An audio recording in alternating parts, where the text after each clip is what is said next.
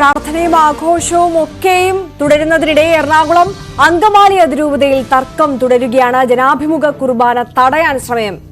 Chittur saint Thomas പള്ളിയിൽ police ഇടപെടൽ നടത്തി.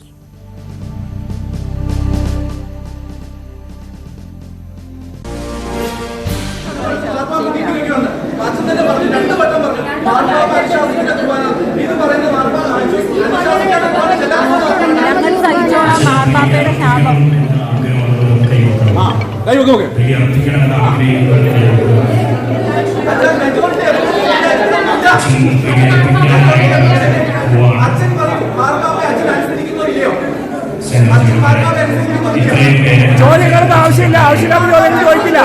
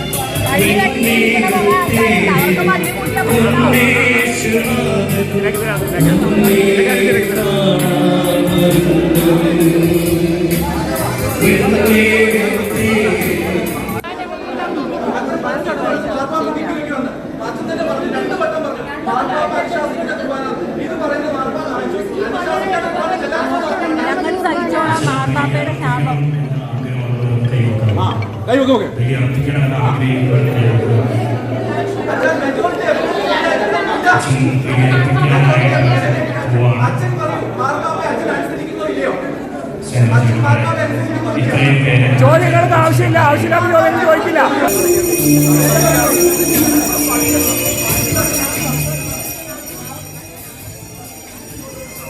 ഡാനി ഇപ്പോൾ കൂടുതൽ വിവരങ്ങൾ നൽകും. ഡാനി, ക്രിസ്മസ് രാവ് മുതൽ തന്നെ ഏകീകൃത കുർബാന അർപ്പിച്ച് തുടങ്ങണം എന്നുള്ളത് വത്തിക്കാൻ പ്രതിനിധി നേരത്തെ നിർദ്ദേശം നൽകിയിരുന്നതാണ്, ഔദ്യോഗികമായി അറിയിച്ചിരുന്നതാണ്.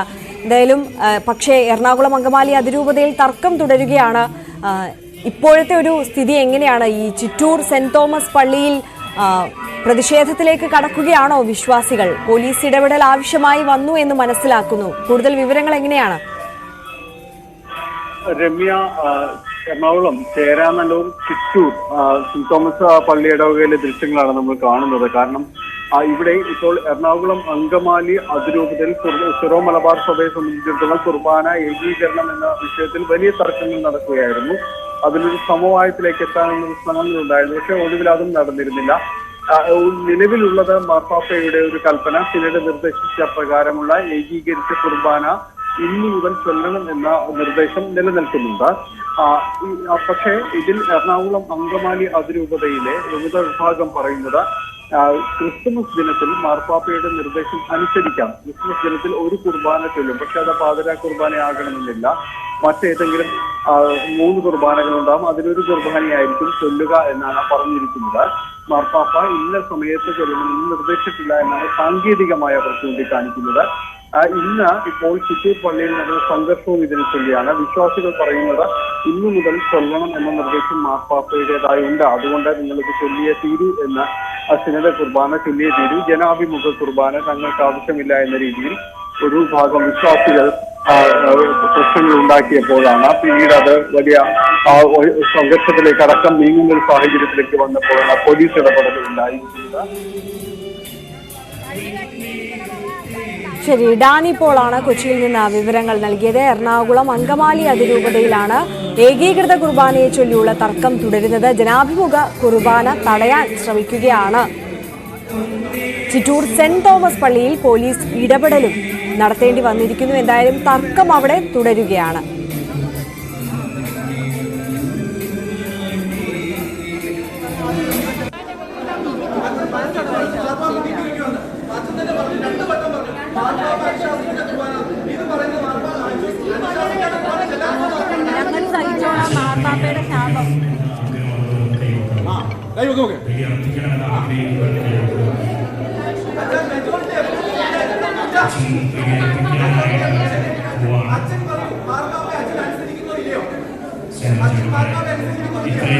ചോദ്യങ്ങൾക്ക് ആവശ്യമില്ല, ആവശ്യമില്ലാത്ത ചോദ്യങ്ങൾ ചോദിക്കില്ല.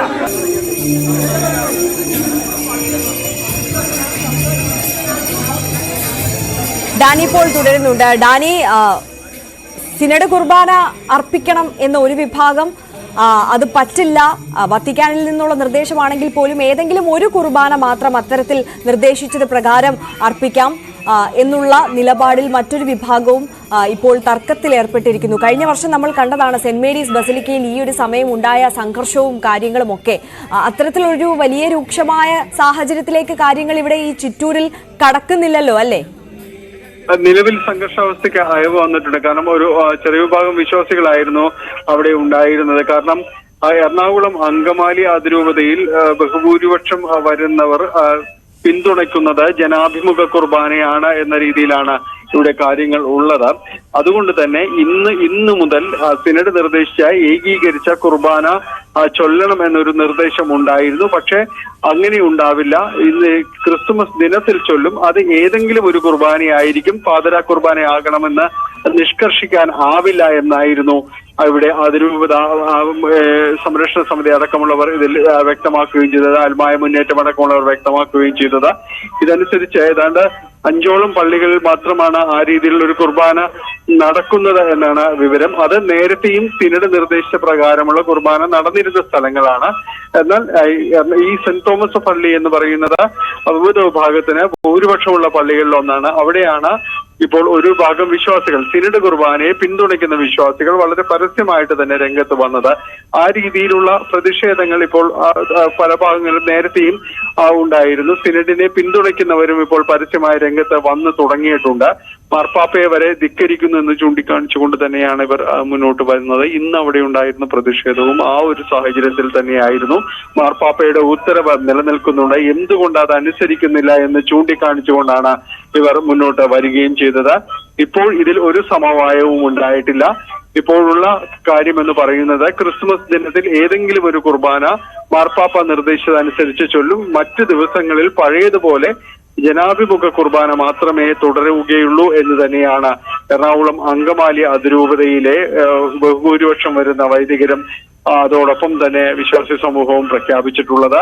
ഇതുവരെയും അത്തരമൊരു തർക്കത്തിന് ഇളവ് വന്നിട്ടില്ല എന്നതാണ്. ക്രിസ്തുമസ് ദിനത്തിലും അത് തുടരുന്നു എന്നതാണ് ഇതിൽ എടുത്തു പറയേണ്ടത്. സഭയുടെ സ്ഥാനിക ദേവാലയമായ എറണാകുളം സെന്റ് മേരീസ് ബസിലിക്ക തർക്കം മൂലം തുറന്നു കൊടുക്കാൻ പോലും കഴിയാത്തൊരവസ്ഥയിൽ ഇപ്പോഴും തുടരുന്നു എന്ന വസ്തുതയും അവശേഷിക്കുന്നു.